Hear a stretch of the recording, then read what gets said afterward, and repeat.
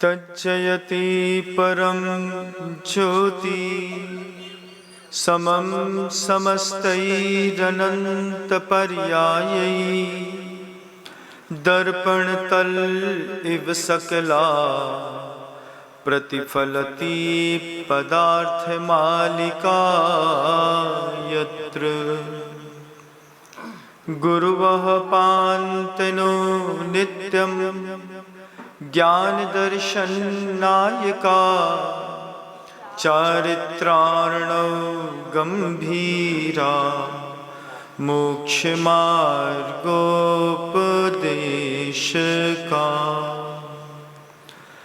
अहिंसा परमो धर्म की जय हो। परम पूज्य आचार्य भगवंत गुरुदेव श्री विद्यासागर जी महाराज की जय हो। वर्तमान आचार्य परमेष्ठी गुरुदेव श्री समय सागर जी महाराज की जय हो। समस्त मुनि संघ की जय हो। परम पूज्य मुनि श्री विनम्र सागर जी महाराज की, मुनि संघ की। आपने गृहस्थ जीवन में रहते हुए बहुत सारे फिल्मी गाने सुने होंगे।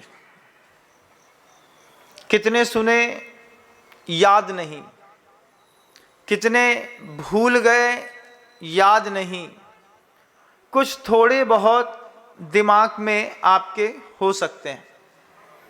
अगर मैं याद दिलाऊं तो आपको तुरंत याद आने लगेगा। हम लोग नागपुर में थे, परवारपुरा मंदिर में मंदिर निर्माण की संयोजना चल रही थी।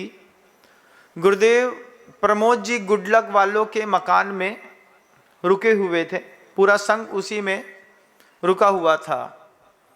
सामने जो घर रहता था उसमें चूंकि वो पतंग का सीजन आ गया था, मकर संक्रांति का सुबह जनवरी आ रही थी, तो वो महाराष्ट्र में प्रसिद्ध है। ऊपर बड़े बड़े बक्से लगा लेते हैं, खाने पीने का सामान ले लेते हैं, दिन भर पतंग उड़ाते हैं। अब वो सुबह से शुरू हुआ, दम मारो दम में। अब वो जैसे ही शुरू हुआ, अब यहाँ गुरु जी अपना सब कर्तव्य इत्यादि करके पूजन इत्यादि सब कंप्लीट हुआ। अब वो लगा है दम मारो दम मिट जाए गम, बोलो सुबह शाम हरे कृष्णा हरे राम हरे कृष्णा हरे राम। अब उसने 3-4 बार इसी गाने को रिपीट कर दिया। जब रिपीट कर दिया तो कोई भी चीज है बार बार सुनते हैं तो दिमाग में चढ़ जाती है। तो आचार्य सिंह जी के दिमाग में ये गाना चढ़ गया, दम मारो दम मिट जाए गम, बोलो सुबह शाम हरे कृष्णा हरे राम। अब जब गृहस्थ सुनता है किसी भी गाने को, उसकी दृष्टि कुछ और रहती है। उसमें जीनत अमान थी, अगर आपको याद हो तो, है ना, एक्ट्रेस है पुरानी हमारे टाइम की और पहले की, जीनत अमान। अब वो पूरा एक ओशो से प्रभावित वो पूरा गाना था, जिसमें सारे के सारे बच्चे, लड़के लड़कियां ड्रग्स ले रहे हैं, सिगरेट पी रहे हैं, शराब पी रहे हैं और बिल्कुल पागलों के जैसे ऐसा झूम रहे हैं। तो जब वो गाना आचार्य सिंह सुन रहे थे तो उनके बगल में हमारा कमरा था, हम भी सुन रहे थे। तो हम जब सुन रहे थे तो हमको उसका पूरा सीन याद आ रहा था, दम मारो दम का। अब हमने देखा कि वो लड़का है छोटा सा 17-18 साल का। अब जैसे गाना कंप्लीट हुआ तो उसने दोबारा रिपीट कर दिया, 3 बार रिपीट कर दिया। चौथी बार उसने रिपीट किया तो हमने कहा भाई इससे बोल थोड़ा रहम कर, दूसरा कुछ चलाए। सामने साधु संत भी बैठे हुए हैं। आचार्य सिंह ने 3 बार में वो गाना पूरा सुन लिया। अब गुरुदेव हैं, उनकी ऐसी प्रखर प्रज्ञा है कि उन्होंने पूरा गाना दिमाग में रख लिया। आहारचर्या वगैरह से होकर के लौट करके आए, आ करके ईरापत में हम लोग, ठंडी का समय था तो आकर के बैठे ही थे। आचार्य सिंह जी उस गाने को लेकर के उद्बोधन देने लगे। गुरु को कहां पर विषय वस्तु मिलेगी, कहां नहीं जा सकता, दुनिया उसका आनंद ले रही है। आचार्य भगवंत ने उसी गाने को लेकर के उद्बोधन दिया। आचार्य सिंह जी कहते हैं ये देखो, ये क्षणिकवाद के सिद्धांत का गाना बजता है यहां पर सुबह से। क्षणिकवाद का सिद्धांत क्या है महाराज? जो बौद्ध हैं वो आत्मा को क्षणभंगुर मानते हैं। वो जैसे हम पर्याय को क्षणभंगुर मानते हैं, द्रव्य को शाश्वत मानते हैं, बौद्ध आत्मा को क्षणभंगुर मानता है। वो कहता है आत्मा प्रत्येक समय नष्ट हो रही है, तो नष्ट होती हुई उस आत्मा जो पंचभूत से मिलकर के बनी है, इसको रहते रहते इसका उपयोग कर लो। तो जब क्षणभंगुर का सिद्धांत किसी के दिमाग में बैठता है तो फिर गाना इसी तरीके का सुनाई देता है, दम मारो दम मिट जाए गम, बोलो सुबह शाम हरे कृष्णा हरे राम। आप ये गाना गुरुजी ने चूंकि 3 बार सुन लिया था, अब आचार्य जी आत्मा के उस क्षणभंगुरवाद के सिद्धांत को बता रहे थे। बोले दुनिया में ऐसे कितने लोग हैं, बौद्ध को देखो, इतना पढ़ा लिखा है, सब कुछ है, साथ में रह करके चलता है, न्याय और संवाद जब करता है तो लगता ही नहीं कि बौद्ध कौन है और जैन कौन है, दोनों बिल्कुल एक जैसे लगते हैं। लेकिन इसका अकाट सिद्धांत है, प्रदीप निर्वाणवत। एक बार आत्मा यहां से विलीन होकर के कहीं गई, फिर लौट करके वापस संसार में नहीं आती। इस आत्मा के क्षणभंगुरवाद को बौद्ध ने जो अपनाया और उसने वर्तमान पर्याय के पूरे आनंद लेने के लिए अपनी व्यवस्थाएं बनाई। तो जब ओशो इससे प्रभावित हुए तो इन्हों के उसी गाने में उन सब पूरा दृश्य दिखाई देगा कि नाचने कूदने वाले जो लड़के हैं वो ओशो के उस रूमी स्टोन से ऐसे प्रभावित हैं कि वो लगातार झूम रहे हैं, सिर्फ व्यसन के अलावा कुछ नहीं है। Cigarette P low, drugs P low, शराब पी लो, नाच लो, ये जिंदगी का बहुत सारे लोगों का एक जीवन शैली बन गई। आचार्य जी कहते हैं वो जो गाना सुबह बज रहा था ना, शुरुआत में गाना बज रहा था, वो था बौद्ध का क्षणिकवाद का सिद्धांत। अब जैसी चर्चा चली रही थी, चर्चा चलते में देखो कैसे संयोग बनते हैं। चर्चा चलते में उसके पिताजी ऊपर पहुंच गए होंगे छत में, मकर संक्रांति का दिन था और पिताजी भी पतंग उड़ाने में लगे थे, तब पिताजी ने अपना भजन लगा लिया, मारने वाला है भगवान, बचाने वाला है भगवान। अब हम लोग चर्चा कर ही रहे थे और चर्चा करते करते में ये गाना बजने लगा और हम सबको सुनाई देने लगा। अब जैसे ही गुरुदेव बैठे थे, उनको थोड़ा सा समय लेना था सभी लोगों का, क्योंकि क्या होता है कई बार पास में बैठ करके बात करने से बात करते करते अपन किसी के दिल तक उतर जाते हैं। बात करते करते नजरों से, निगाहों से अंतर मन को छूना और छू करके उसके भावों को पकड़ना, पकड़ करके फिर उसको समझना और सुधार करना, ये गुरुओं को बहुत अच्छे तरीके से आता है। तो गुरुजी हम लोगों से किसी भी विषय में संवाद करते करते वो हम लोग का मनोभाव पकड़ लेते, इसके मन में क्या चल रहा है, सबका चेहरा पढ़ते, सबके चेहरे में चमक देखते, किसी की उदासी देखते तो दिमाग में क्लिक कर लेते, ये ना मुस्कुरा रहा है ना हंस रहा है, चुपचाप शांति से बैठा है, कोई इधर उधर देख रहा है तो उसकी आकुलता को पकड़ लेते। इन सब के लिए गुरुजी हमेशा ईरापत समिति में हम लोगों से 10-15 मिनट का अतिरिक्त संवाद अवश्य करते। उस संवाद के बस विषय वस्तु ये थी कि मैटर कुछ भी उठाओ, लेकिन शिष्य समुदाय किस प्रभाव में है, ये आचार्य अपने अंतर प्रज्ञा से उस चीज को समझ सकें। तो आचार्य जी ने शुरुआत में कहा कि ये बौद्ध के क्षणिकवाद के सिद्धांत का गाना सुबह बज रहा था, वो हंसने लगे। आप लोगों ने तो सुना होगा, तो हम लोगों ने कहा नहीं सुना। अच्छा, आप लोगों ने किसी ने नहीं सुना? नहीं सुना आचार्य जी, सो रहे थे क्या तुम लोग सुबह से? तो जब ऐसा बोला तो नहीं, बस सुना तो है, लेकिन अब 3-4 होंगे तो कौन सा, एक ही गाना था 3 बार बजा, बोल संभव? हाँ आचार्य जी याद नहीं है, झपकी लग गई होगी।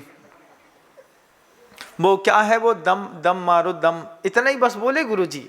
उनका अपना एक कौशल है किसी भी बात को रखने का, वो किसी भी बात को पूर्णतः रूप से नहीं रखते, वो सिर्फ ऊपर की थोड़ा सा बीज दिखा देते हैं, माँ की व्याख्याएं आप लोग कर दीजिए।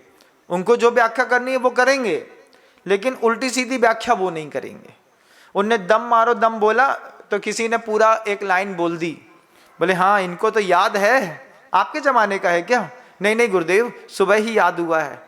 अच्छा, आपको भी सुबह ही याद हुआ है, हमने भी सुबह ही सुना है उसको। अब उस गाने से बौद्ध का क्षणिकवाद जैसी बात कर रहे थे, तो दुनिया बनाने वाले क्या तेरे मन में समाई, काहे को दुनिया बनाई, काहे को बनाए तूने माटी के पुतले, सूरत ये गोरी गोरी उजले ये मुखड़े। अब वो चलने लगा। अब चलते चलते आचार्य श्री जी ने बौद्ध के क्षणिकवाद से ईश्वर के कर्तृत्ववाद की ओर ले गए। वो जो गाना बज रहा था, उस गाने में पूरा का पूरा गाने गीतकार ने श्रेय भगवान को दे दिया। भगवान को श्रेय दिया कि दुनिया बनाने वाले क्या तेरे मन में समाई, काहे को दुनिया बनाई। अब वो यही है, अब दुनिया बनाने वाले क्या तेरे मन में समाई, तो बना ली। अब समा तो गई उसके मन में। तो गुरुदेव कहते हैं कितने सारे लोग इस सृष्टि पर हैं जो ईश्वर के कर्तृत्ववाद के साथ जीवन जीते हैं। हम आप बहुत अच्छे हैं कि हम ईश्वर के कर्तृत्ववाद के साथ नहीं जीते। इसको उसने बनाया, इसको उसने बनाया, तो उसको किसने बनाया, उसको किसी ने बनाया तो फिर उसको किसने बनाया, इसने उसको बनाया, उसने इसको बनाया, इसने उसको देखा, इसने उसको समझाया। इस इसने उसने के चक्कर में आदमी उलझ जाता है। आचार्य श्री जी हम सब से कहते हैं कि जैन दर्शन ईश्वर को तो मानता है, लेकिन ईश्वर के कर्तृत्ववाद को नहीं मानता। यह गाना जैन सिद्धांत से बिल्कुल विपरीत बज रहा है। दुनिया बनाने वाले क्या तेरे मन में समाई, काहे को दुनिया बनाई। लेकिन हमारे आपके जीवन की जो जीवन शैली है, इस जीवन शैली में कई बार हम भी वो ही भाषा बोलते हैं जो भाषा हमारे दर्शन का विषय नहीं है। हम आप कहते हैं ना, अरे भैया अब भगवान को जो पसंद था वो हो ही गया, अब क्या कर सकते हैं। अब आपने ये भाषा बोल दी, प्रभु की जो मर्जी है वो ही होता है, प्रभु की क्या मर्जी है। फिर दूसरा बोलते हैं, जब कभी भी किसी के घर के अंदर कैंसर हो जाएगा, किसी को मान लीजिए पिताजी को कैंसर हो गया, अब आपका क्या परिणाम उठेगा, महाराज पिताजी को 4th स्टेज का कैंसर है। तब साधु क्या बोलेगा, शावक क्या सोचेगा।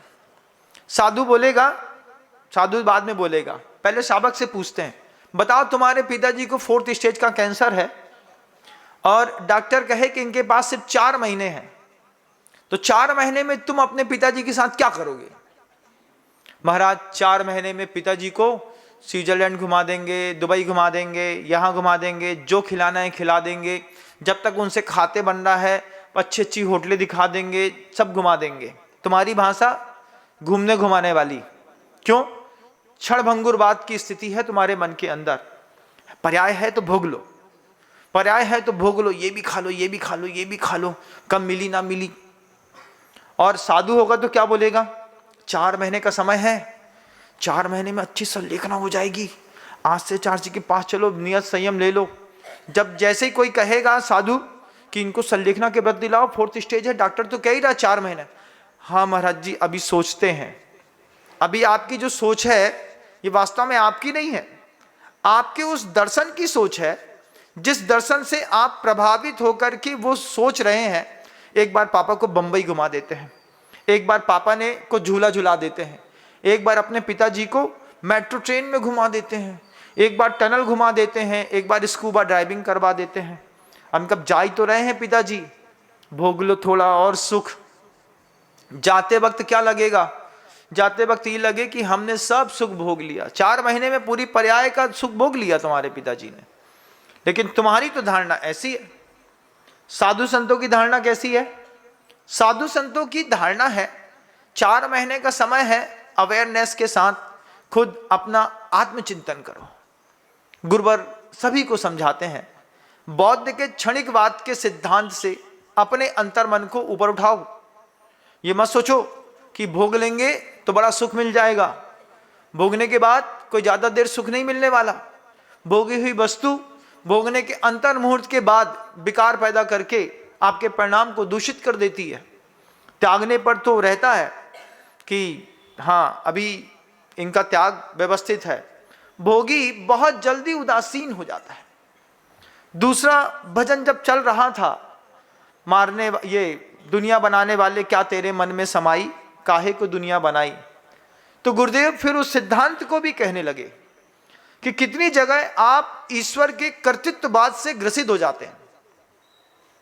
आप लोग सामान्य बोलचाल की भाषा में कई बार बोलते हैं, घर के अंदर कुछ हो गया, अरे हाँ चलो ठीक है, अब भगवान को जोन पसंद तो होगा। ऐसी बात बोल करके आप अपने जैन दर्शन से बाहर के किसी और दर्शन में प्रवेश करते हैं। और ये जो धारणा है ये धीरे धीरे धीरे धीरे प्रबल होती चली जाती है। इस प्रबल धारणा के कारण आपका संसार लंबा होता चला जाता है। हर गाने के पीछे किसी न किसी दर्शन की छाप जरूर दिखाई देती है। दुनिया का कोई भी गाना सुनिएगा, चाहे आज का मॉडर्न जमाने का गाना हो, चाहे पुराने जमाने का गाना हो, चाहे आप सुरैया का गाना सुन रहे होंगे, जादूगर सैया छोड़ मोरी बैया, वो वाले गाने में भी किसी ना किसी दर्शन की छाप छूटी होगी। उस दर्शन की छाप से छपे हुए गाने पूरी दुनिया में छपते हैं। जैन दर्शन के भजन अलग होते हैं।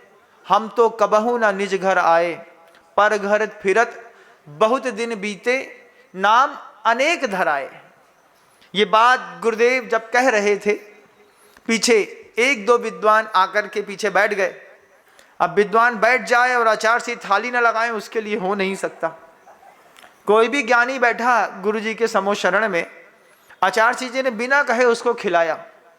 जब 12 बज गया तो हम लोगों ने देखा पीछे मुड़ करके, हमने कहा बिल्कुल सही उपदेश चल रहा है, हमसे ज़्यादा बड़े ज्ञानी पीछे बैठे हैं। साधु जो है वो बहुत जल्दी अपने गुरु को पकड़ लेता है, लेकिन कपड़े वाले को समझाते लगते हैं तो साधु पकड़ लेता है कि गुरु हमको नहीं समझा रहे। पीछे भी कोई बैठा है, लुक एट दिस, पीछे कौन है, बिहाइंड द वॉल। पता चला 2 विद्वान बड़े बड़े बैठे हैं।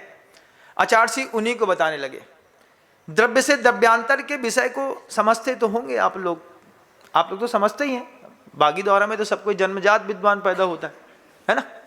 तो द्रव्य से द्रव्यांतर क्या होता है महाराज? द्रव्य से द्रव्यांतर सामान्य सी बात। द्रव्य क्या है? सामान्य वस्तु। कैसी सामान्य वस्तु? एक सफेद शर्ट को ले लीजिए, ये द्रव्य है। अब द्रव्य से ये द्रव्यांतर हो गया, सफेद शर्ट मैली हो गई। मैली होने से वो द्रव्य मलिन वस्तु को दिखा रहा है, मलिनता दिख रही है ना ऊपर, इसको कहते हैं द्रव्य से द्रव्यांतर परिणमन करना। ये परिणमन जैन शासन है। गुण से गुणांतर परिणमन करना, ये परिणमन जैन शासन है। गुण से गुणांतर कैसा महाराज? गुण से गुणांतर देखो, 16-17 साल का जो लड़का होता है उसके गाल कैसे दिखते हैं? लाल टमाटर के जैसे। और किसी घर के अंदर अपने बब्बा के गाल देखना, ऐसे पीले पीले पके पके आम के जैसे। नींबू होता है ना, नींबू के जैसे तुम्हारे बब्बा के पूरे मुंह में पीला पीलापन दिखाई देगा। अब ये क्या है? गुण से गुणांतर पर्याय हो गई। पर्याय एक ही है, उस पर्याय में परिणमन हो रहा है गुणों का। द्रव्य का परिणमन को, गुण के परिणमन को, पर्याय के परिणमन को जो समझता है वो जैन है। ये 3 के परिणमन को, सामान्य विशेषात्मकम वस्तु, ये शब्द है आचार्यों के द्वारा दिया गया। वस्तु कैसी है? सामान्य भी है और विशेष भी है। तो इस जीवन में सामान्य क्या है महाराज? सामान्य है उस द्रव्य की सत्ता का बना रहना। द्रव्य जो होती है वो हमेशा सामान्य वस्तु में आता है। उसमें जो विशेष विशेष अलग अलग पर्याय पैदा होती हैं, उस पर्याय को विशेष कहा गया है। अब जैसे इस बार हमको आपको मनुष्य की पर्याय मिली। मनुष्य की पर्याय मिलने पर इस पर्याय में भी द्रव्य से द्रव्यांतर, गुण से गुणांतर, परिणमन पर्याय में प्रत्येक समय चलता रहता है।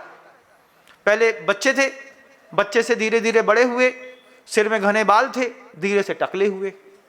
कितने टकले हुए? इतने टकले हुए महाराज कि वो लोहार की निहाई और हमारा सिर बिल्कुल एक जैसा दिखाई देता है। लोहार की निहाई देखी है? किसी ने हमको सुनाया था, खोपड़ी गंजी मनोहर चीज है। खोपड़ी गंजी मनोहर चीज है, एक भी रेशा ना इसमें, एक ना ही क्रीज है। इतनी चिकनी खोपड़ी है, ना उसमें एक रेशा है, ना उसमें एक भी क्रीच है, बिल्कुल साफ सुथरी टाइट है, लोहार के निहाई की तरह। लोहार की निहाई जो होती है ना, निहाई समझते हैं? अरे कैसे समझते हैं, कुछ देखा वेखा तो है ही नहीं, मोबाइल चलाने वाले निहाई क्या जानेंगे। लोहार होता है ना, उसके जहां जिसके ऊपर वो लोहा पीटता है, नीचे एक लोहे का बहुत बड़ा मूठा लगा रहता है। उस मूठे में इतनी बार चोट पड़ती है कि वो मूठा बिल्कुल चिकना हो जाता है और ऐसा चमकता है। तो खोपड़ी गंजी मनोहर चीज है, एक भी रेशा ना इसमें क्रीच है लोहार की निहाई की तरह, खोपड़ी गंजी मनोहर चीज है। तो वो जो लोग खोपड़ी वाले हैं, जिनकी खोपड़ी का दूसरा अर्थ भी है खोपड़ी। खोपड़ी का दूसरा अर्थ क्या है? खो। अपने ज्ञान को खो करके कहीं पर भी जो पड़ी है, इसका नाम भी खोपड़ी है। अब तुम्हारी खोपड़ी कहां खो पड़ी है, तुम देखो। ये सब आचार्य श्री का अनुप्रास है, मेरा नहीं है। गुरुदेव ने अपने छोटे छोटे साहित्यों में इन सब चीजों को बहुत अच्छा व्याख्यायित किया है। तो खोपड़ी के लिए गुरुजी कहते हैं खोपड़ी, अपने विवेक को छोड़ करके जो कहीं पर भी जाकर के पड़ गई, इसका नाम खोपड़ी है। तुम्हारी खोपड़ी कहां कहां पड़ती है बताओ भैया? अपनी खोपड़ी की चिंता करो, हमारी खोपड़ी की नहीं। हमारी खो पड़ी है, ऊपर लटकी है ऊपर से। हमारा मालिक आसमानी है, वहीं से संकेत देते हैं। गुरुदेव बार बार कहते हैं कि वो जो विशेष पर्याय है ना, उस विशेष पर्याय विशेष होती है। जैसे हमको आपको मनुष्य की पर्याय मिली, अब इस मनुष्य की पर्याय मिलने पर इस पर्याय के जितने अनुभव हैं, आपको प्रत्येक दिन नया लगता है, प्रत्येक दिन नया अनुभव लगता है, प्रत्येक दिन नए अनुभवों में जीने की कोशिश रहती है। जब द्रव्य से द्रव्यांतर परिणमन हो रहा होता है, छोटे से धीरे धीरे धीरे धीरे करके हम बड़े हो रहे होते हैं। लाल टमाटर धीरे धीरे अपने आप पीला हो रहा होता है। अब वो पीला होते होते इतना पीला हो जाता है कि अब पका की तब पका, और पक के गिरा, नहीं गिरे तो उसको गिरा दिया जाता है। देखा है कभी? नहीं देखा, देखिएगा कभी। जो लोग बहुत वृद्ध हो जाते हैं ना, 104-5 साल की उम्र में कक्का लेटे हैं तो उठ ही नहीं रहे हैं, तो उनके घर वाले खुद बोलते हैं, महाराज कोई मंत्र बताओ ना। आपने कहा पढ़ो, मम पितृ समाधि शीघ्रम भवतु। पिताजी के सामने बैठ जाओ माला लेकर के और पढ़ो, मम पितृ समाधि शीघ्रम भवतु, मम पितृ समाधि शीघ्रम भवतु। बच्चा पढ़ेगा, हाय लगेगी, बाप पहले निपट लेगा। जिसको निपटाना हो माला फेरो उसके नाम की, मम भ्रातृ समाधि शीघ्रम भवतु। हाय असर करती है, हाय का अपने आप में असर होता है। ऐसे ही मंत्र होते हैं, शीघ्रम भवतु। समाधि बोलोगे तो समाधि होगी, मृत्यु बोलोगे तो मृत्यु होगी। तो उस समय समाधि के समय पे इस तरीके के मंत्र पढ़ करके पीले पके फल को टप से टपका दिया जाता है। और जैसे टपकाते हैं, 2.5 कुंटल में उठाए, भैया बहुत फुर्सत हुए, न गम न कोई दर्द, अच्छा हुआ कक्का चले गए। जितने कक्का बैठे हैं ना सीट पे, ये अगर 10-20 साल और जी लिए तो तुम्हारे ऊपर हमारे प्रवचन लागू हो जाएंगे। जितने कक्का हैं सीट पे बैठे हैं 70+, अगर ये 20+ और हो गए तो इनके घर वाले बोलेंगे महाराज जी का 20 साल पुराना प्रवचन निकालो, उसमें मंत्र क्या बोला है, मम पितृ समाधि शीघ्रम भवतु। और बढ़िया बाजे के साथ उठा करके, और यहीं पे डीजल वाले शमशान घाट में, तुम्हारे टाइम में 20 साल हुए तो डीजल मिलेगा, लकड़ी ना मिलेगी, उसी वाली बर्न में घुसा करके चैम्बर में निकाल करके राख, और शाम तक जो है ना सब बराबर केम हो जाना है। इसलिए भगवान से बोलो कि द्रव्य से द्रव्यांतर हो रहे हो, गुण से गुणांतर हो रहे हो, तो भगवान पर्याय से पर्यायांतर भी बहुत जल्दी हमको कर दो। गुण से गुणांतर क्या है? गुण से गुणांतर जब आप ऊंचे ऊंचे भावों के साथ अपने आप को स्वयं समझने लगते हैं, जब आप समझने लगते हैं कि उत्पाद वह द्रव्य युक्तम सत एक ऐसा यथार्थ है कि हम हमेशा से थे, हमेशा हैं और हमेशा रहेंगे, ये बात अगर आपके दिमाग में गहरी बैठ जाती है कि हमको कोई मिटा नहीं सकता। क्यों? क्योंकि उत्पाद वह द्रव्य युक्तम सत, हम सत हैं, हम द्रव्य हैं, इस द्रव्य में नई नई पर्याय पैदा होंगी। अगर ये जैन दर्शन की धारणा आपके अंतर मन में गहरी बैठ जाती है तो फिर आपको दम मारो दम वाला गाना अच्छा नहीं लगेगा। क्यों? क्योंकि बौद्ध का क्षणिकवाद है। इस बौद्ध के क्षणिकवाद में कर्म बंद करके हम अपनी अगली पर्याय नहीं बिगाड़ सकते। हम वहां पर दुनिया बनाने वाले क्या तेरे मन में समाई इस गाने के ऊपर भी अपना जीवन नहीं जी सकते, क्योंकि ईश्वर कुछ करता नहीं है। ईश्वर कर्तृत्व भाग से, भोक्तृत्व भाग से, स्वामित्ववाद से हमेशा मुक्त रहा है। इसलिए जैन दर्शन हमेशा कहता है कि थोड़ी गहराई वाली जीवन शैली पे आइए। आपने अपने घर में कई प्रकार के तराजू देखे होंगे। लकड़ी की टाल में लकड़ी तौलने का तराजू देखा है? लकड़ी तौलने का तराजू कैसा होता है? उसमें लकड़ी का नीचे बेस बना होता है, 4 जंजीर होती हैं, बीच में एक कांटा होता है, इस तरफ 25-50 किलो की बांट चढ़े होते हैं। आप जाइए, जब कभी भी घर में कोई ऊपर गया होगा तो एक आध बार तो लकड़ी की टाल में जा करके 2.5 कुंटल खरीदने का मौका तो लगा ही होगा। अगर वो भी पड़ोसी ने कर दिया तो पता न चलेगा। तो वहां जाइए तो लकड़ी तौलने का एक तराजू होता है। लकड़ी तौलने का तराजू में एक तरफ बांट रखे हैं, एक तरफ लकड़ी चढ़ाते जाओ, और टाल वाला कांटे को ज्यादा नहीं देखता।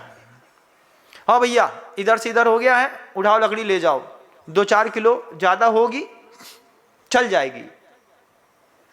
उसके बाद दूसरा तराजू देखिएगा, एक सब्जी मंडी में सब्जी बेचने वाले का।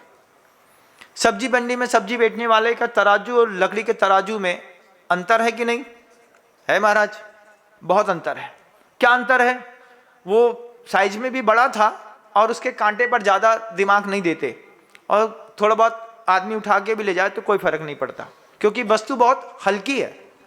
उसके बाद सब्जी में आ गए, सब्जी वाले के यहाँ गए तो 1 मुट्ठा धनिया पत्ती सब तौलने के बाद भी आप अगर उसके में डाल दोगे तो वो मना नहीं करेगा, बोलेगा अरे हो गया, सब्जी तो लेके जा रहा, पेट में जाएगी, चली जाने दो। 1 मुट्ठा सब्जी, 1 मुट्ठा धनिया पत्ती ज्यादा लेकर के आ गए, अपने आप को आपने 30 मार का समझ लिया, ओए हम तो हमसे सब्जी खरीदवाओ, देखो हम कैसे 1 आलू को 2 आलू कर लेते हैं, 1 प्याज की 2 प्याज, अपने आप प्याज से प्याज पैदा हो जाती है। हम जाएंगे तो धनिया पत्ती मिर्ची के तो हमने आज तक पैसे नहीं दे, बहुत तीर मान लिया तुमने, धन्य है आप। फिर तीसरा एक और कांटा देखिएगा कभी, सोना तौलने का। चांदी तौलने के जो कांटे होते हैं ना, काउंटर में आपको रखे मिल जाएंगे। चांदी सोना तौलने के काउंटर से, कांटे से हीरा नहीं तौला जाता। आपने अभी हीरा तौलने का कांटा नहीं देखा होगा, देखा है क्या? नहीं देखा। 1-2 लोगों ने देखा हो तो देखा हो। महाराज वहां तक अभी पहुंचे नहीं, अभी तक गोल्ड तक ही चल रहे हैं। तो गोल्ड तक है तो गोल्ड तक का कांटा देखा है। अभी हम लोग इंदौर में थे तो एक जेम्स एंड ज्वेलरी की दुकान में हम लोग गए, कासलीवाल जी का परिवार था, उनके यहाँ बहुत ज़्यादा एग्जीबिशन लगा था। ऊपर गए तो पहली बार हीरा तौलने का कांटा देखा हमने, छोटा सा बक्से के टाइप का, जैसे आपके कलश का जो बक्सा होता है बस इतना ही, उसमें उससे भी छोटा, मतलब उसमें हीरा को रखने के बाद, उसको पैक करने के बाद उसके ऊपर एयर का प्रेशर ना पड़े इसलिए एक बक्सा और रख देते हैं, और उसके बाद बिल्कुल हवा का बिल्कुल भी दबाव ना पड़े, शुद्ध आपको कैरेट टू कैरेट दिखाई देता है। हमने पहली बार वो कांटा देखा। जब चारों कांटे देख लिए फिर हमको समझ में आया कि इन चारों के चारों कांटे को आप 4 अनुयोग में घटा लीजिए। लकड़ी का कांटा प्रथमा नियोग में चला गया, सब्जी का कांटा चरना नियोग में चला गया। सब्जी का कांटा सबना नियोग में क्यों चला गया महाराज? चरना नियोग में थोड़ा ऊपर नीचे हो जाता है, अतिचार थोड़े बहुत लग जाते हैं, लेकिन आदमी का स्वभाव बना रहता है। उसके बाद कर्णा नियोग का कांटा जो है वो सोना वाला हो गया। द्रव्यान योग में आत्म तत्व को समझने वाला हीरा तौलता है। आत्मा को समझने वाला क्या तौल रहा है? हम अपना हीरा तौल रहे हैं महाराज, वो हीरा कैसे तुलेगा? उस हीरे को तौलने के लिए सूत्र दिमाग में रखो। हम हमेशा थे, हम हमेशा हैं, हम हमेशा रहेंगे, हमको कोई मिटा नहीं सकता। जब आपने ऐसा सोच लिया कि हमें कोई मिटा नहीं सकता, तो एक सूत्र आपके दिमाग में बार बार घूमेगा, उत्पाद वै ध्रुव युक्तम सत, उत्पाद वै ध्रुव युक्तम सत। हम शाश्वत थे, हम शाश्वत ही रहेंगे। ये दिमाग में एक बार बात बैठ जाएगी, ईश्वर के कर्तृत्ववाद से आपका अंतर्मन एक बार ऊपर उठ जाएगा, आप वास्तव में जैन कहलाने लगेंगे। इसी जैन बनने के लिए, इस बात को समझने के लिए आचार्य ने बार बार प्रेरणा दी। फिर गुरुदेव कहते हैं जैन दर्शन इतना ऊंचा है कि बोलने वाला केवल ज्ञानी है, समझने वाला मति ज्ञानी और श्रुत ज्ञानी है। अब केवल ज्ञानी की भाषा को मति ज्ञानी और शुद्ध ज्ञानी अपने तराजू में तौलता है, मतलब हीरा तौलता है लकड़ी के तराजू पे। अब हीरा अगर लकड़ी के तराजू में तौलोगे तो क्या हीरा अपना वजन दिखाएगा? नहीं दिखाएगा। तो मति ज्ञान से और शुद्ध ज्ञान से केवल ज्ञानी के ज्ञान को मत तौलो। तत्वार्थ सूत्र में जो सूत्र लिखे हैं वो किसी सामान्य मनुष्य के नहीं है। संसार में जितना भी ग्रंथ या आगम की रचना हुई उसके पीछे किसी छद्मस्त का हाथ था। जैन शासन में अर्थ की और द्रव्य सुध की जो रचना हुई उसके पीछे केवल ज्ञानी खड़े हैं, सर्वज्ञ खड़े हैं। सर्वज्ञ ने अपनी दृष्टि में वो चीज देख ली, सर्वज्ञ ने अपनी दृष्टि में देख ली कि ये शाश्वत था, शाश्वत ही रहेगा, ये कभी मिटेगा नहीं। इस बात को आप नहीं मानते, आप काहे में लगे रहते हैं? भैया अपन मिट गए तो, अपनों कछु ना रहो तो। घर के अंदर झगड़ा होता है ना, झगड़े होने पर, विवाद होने पर, जब कभी भी डिवाइडेशन पार्टीशन की बात आती है तो माँ बड़ी कंट्रोल्ड हो जाती हैं, बोलती हैं क्या, अरे छोड़ो तो अपन सब जी ले हैं। फिर पिताजी बोलते हैं मिट गया तो क्या करोगे? इसी भ्रम के चक्कर में हथियार हाथ में आ जाता है, भाई भाई को मार करके अलग कर देता है। लेकिन अंतर केवल ज्ञानी की उस ज्ञान को अंतर मन में एक बार महसूस करो। उत्पाद वै ध्रुव युक्तम सत। नई नई पर्याय पैदा हो रही हैं संसार में, पुद्गल की भी और अंतर में ज्ञान की भी। ज्ञान की नई पर्याय पुद्गल को देख करके फिर नए रूप में परिणमित करती हैं। इसीलिए बार बार कुछ नया जानने की अंतर मन में इच्छा पैदा होती है। इस इच्छा में आप जितना उछलेंगे उतना परेशान रहेंगे। ज्ञानी क्या गहरी बात कह रहे हैं, उस गहरी बात को एक बार अंतर्मन में बैठाओ। पर्याय विशेष होती है।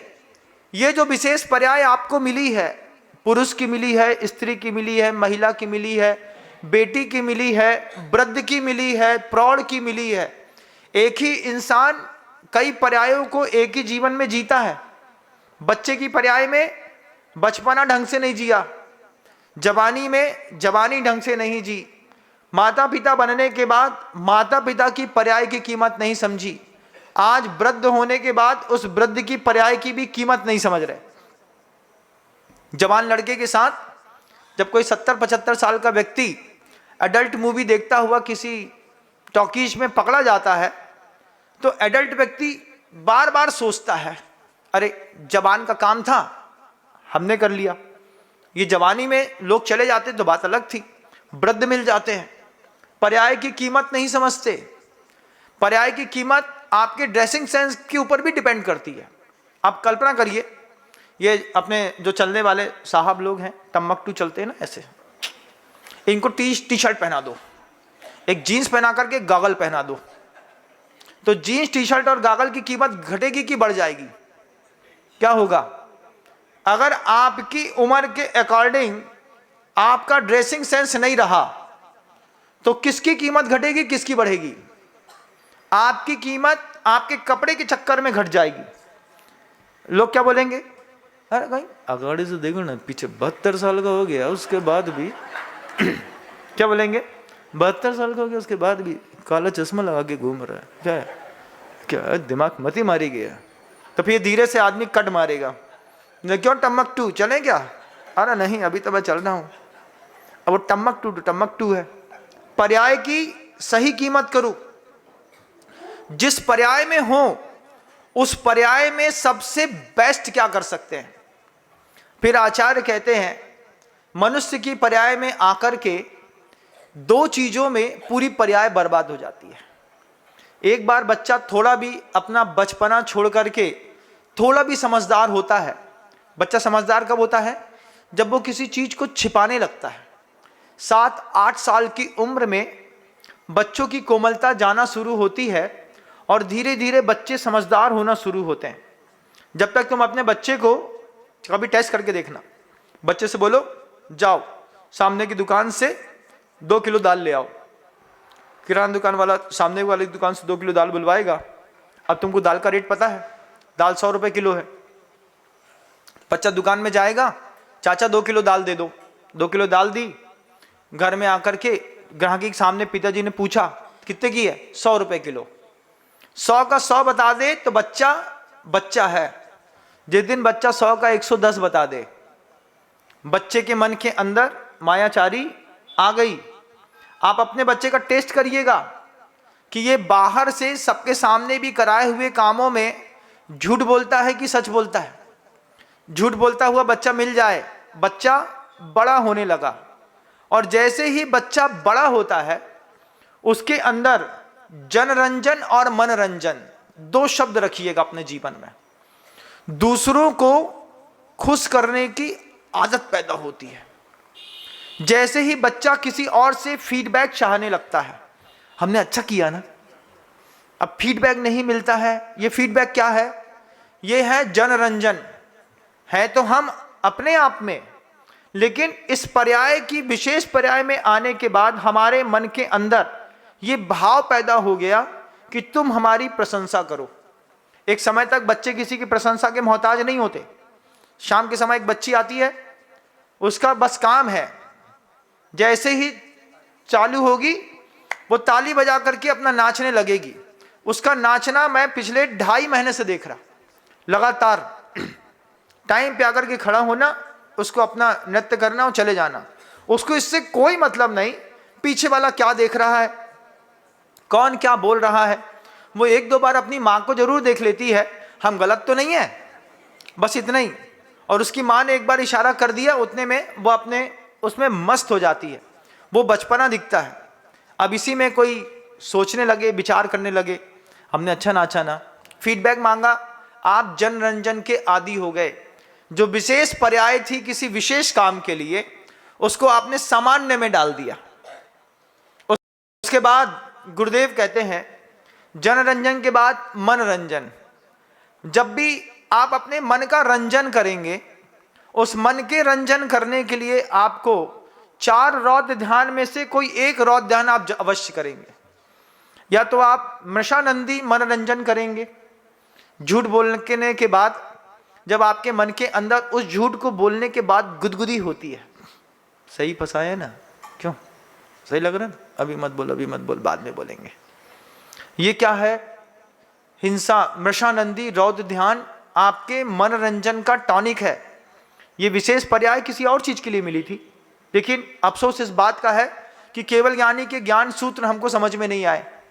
जब उनके ज्ञान सूत्र समझ में नहीं आए तो हमने पूरा जीवन सिर्फ 2 चीज में गुजारा है, जनरंजन में और मनोरंजन में।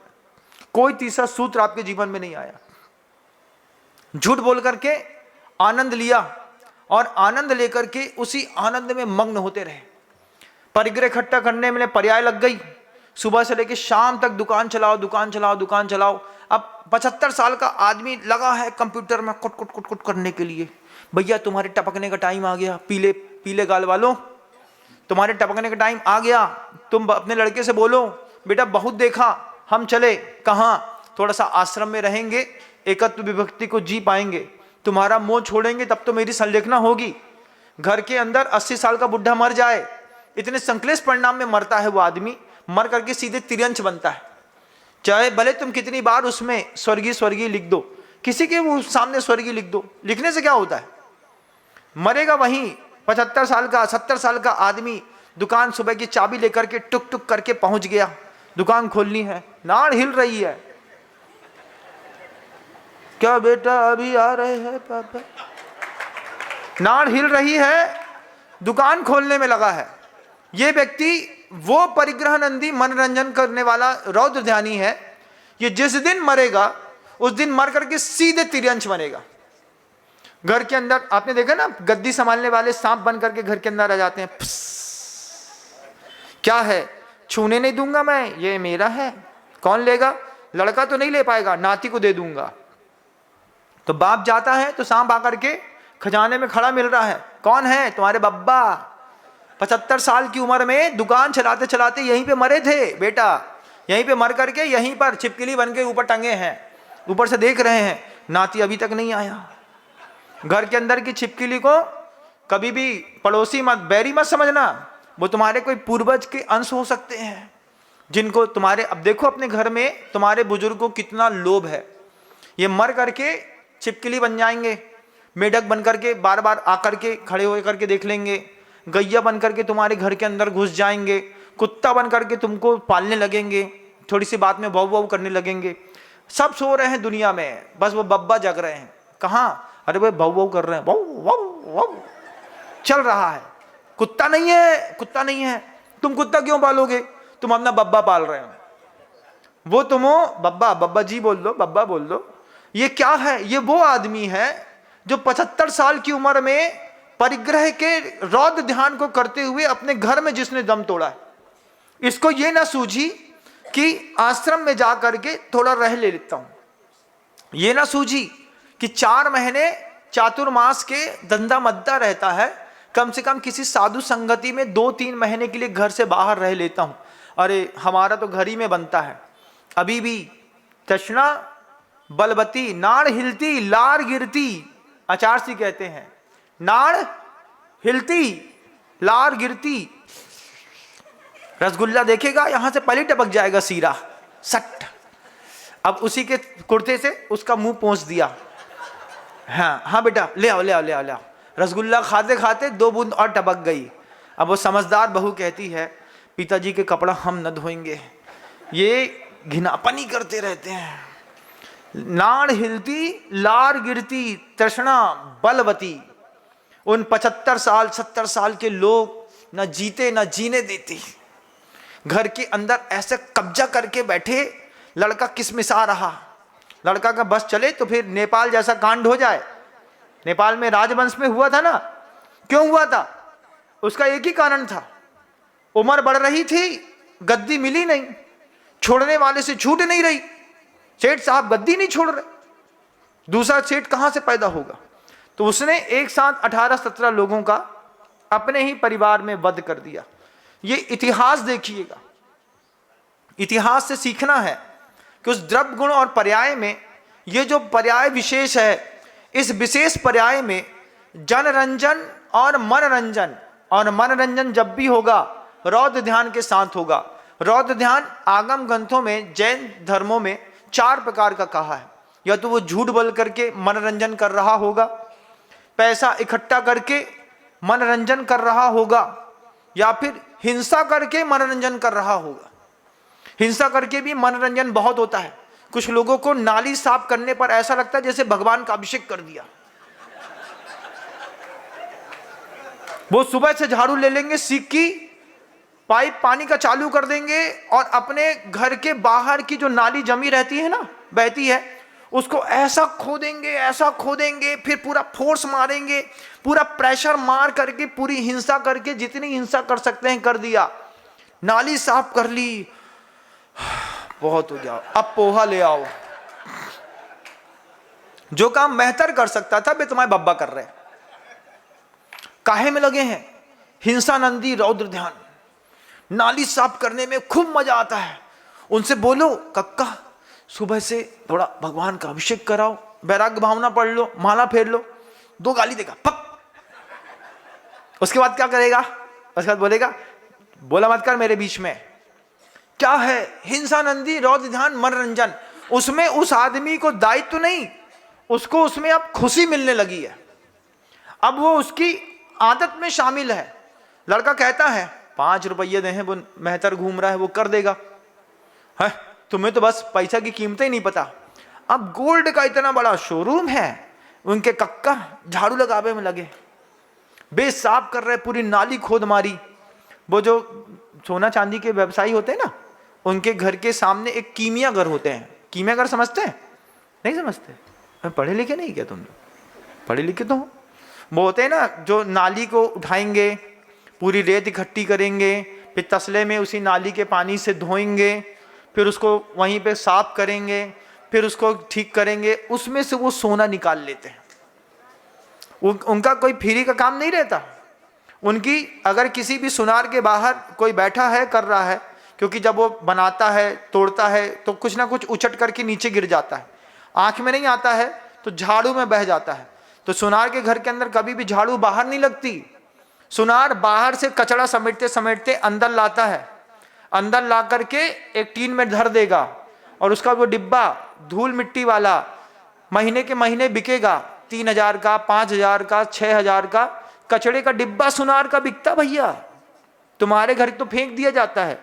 सुनार के डिब्बे के घर के अंदर उल्टी झाड़ू लगती है। क्यों भाई सुनार वालों, बोलो गलत है सही है? सही है महाराज, आप तो पढ़े लिखे हैं। हाँ, अंदर झाड़ू लगी, डिब्बा में धूल भरी, डिब्बा वही जिसमें तेल लेके आते हैं ना, उसी डिब्बे में धूल रखता जाएगा रखता जाएगा रखता जाएगा। कितने का डिब्बा? 3,000 का। 3,000 में धूल लेके गए, उसको पानी से धोया, पोछा साफ किया, 20,000 का उसमें से सोना निकाल लिया। सुनार नहीं निकाल सकता। लेकिन घर के अंदर, उसी सुनार के घर के अंदर उनके कक्का लगे हैं नाली साफ करने में। सुबह से उठ गए, वो नया वाला जाला साफ करने का वो ले आएंगे साहब, उनका उसी में उपयोग है। उनसे बोलो घर के अंदर कभी पानी छान करके एक आध बार छानो, पानी पी लो, फिर डांट देंगे। पूरे जाले निकाल दिए, बहुत अच्छा काम कर लिया, बड़े खुश हैं हम, साफ सफाई विशेषज्ञ। घर के अंदर हिंसानंदी मनःरंजन, उसके बाद मृषानंदी मनःरंजन, परिग्रहानंदी मनःरंजन, चौर्यानंदी मनःरंजन। ये इस पर्याय में आकर के आदमी बहुत करता है, जीव करता है। ये 4 रौद्र ध्यान करता है, और रौद्र ध्यान से नरक गति मिलती है कि नहीं मिलती महाराज? मिलती है महाराज। और यहां से वहां चला जाता है, फिर वहां पर नए अनुभव देखता है। उत्पाद भय द्रव्य युक्तम सत, ये जैन शासन है बंधुओं। ये जैन शासन बार बार एक ही बात कहता है, हम हमेशा से थे, हमेशा रहेंगे, अपने मिटने का कोई गम नहीं। पर्याय में कितना भी पौद्गलिक परिणमन हो रहा हो, कितनी भी चीजें मिट रही हो, बन रही हो, ये कल भी थी, आज भी हैं और कल भी बनी रहेंगी। हमारे यहाँ कोई भगवान कुछ बनाता नहीं है। हमारे यहाँ द्रव्य का, गुण का, पर्याय का, गुण का और पर्याय का परिणमन होता है। द्रवति द्रोष्यति स्वकी स्वकी पर्यायान गुणान वा इति तद द्रव्यम।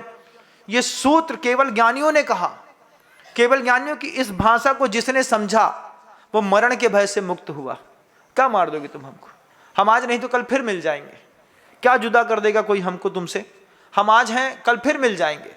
ये कोई चीज चली गई, सोना चांदी चला गया, आज है कल फिर मिल जाएगा। मिट्टी सोना हो जाएगी, सोना समय आने के साथ मिट्टी हो जाता है। परिणमन स्वभाव है। ये परिणमन हमारे यहाँ का जैन सिद्धांत।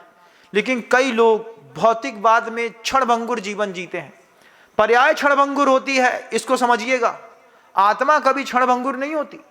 हमको अपनी, तभी तो लिखा ना, तन उपजत अपनी उपज जान, तन नसत आपको नासमान। ये किसकी धारणा है? अग्रहित मिथ्यात्व को लेकर के जो लोग जीवन जी रहे हैं, उस अग्रहित मिथ्यात्व के साथ बचपन से पिछली पर्याय के परिणामों के साथ जो आपकी धारणा बनी है, आप आज भी उसी धारणा में बह रहे हैं। इसलिए आपका ध्यान सफल नहीं। अब आप एक बार आंख बंद करके उस तरीके का अगर आप ध्यान कर गए, क्या है, हम कल भी थे, आज भी हैं, कल भी रहेंगे, ये आपका ज्ञान अगर उठ गया, इस उठे हुए ज्ञान के लिए आचार्यों ने प्रशंसा करी। आचार्यों ने कहा क्या ज्ञान की कीमत है? तुम्हारे ज्ञान की क्या कीमत है? बोले ना, लड़का बहुत पढ़ा लिखा है महाराज, लड़की बहुत पढ़ी है, दादा प्रोफेसर हैं, ये है, मास्टर हैं।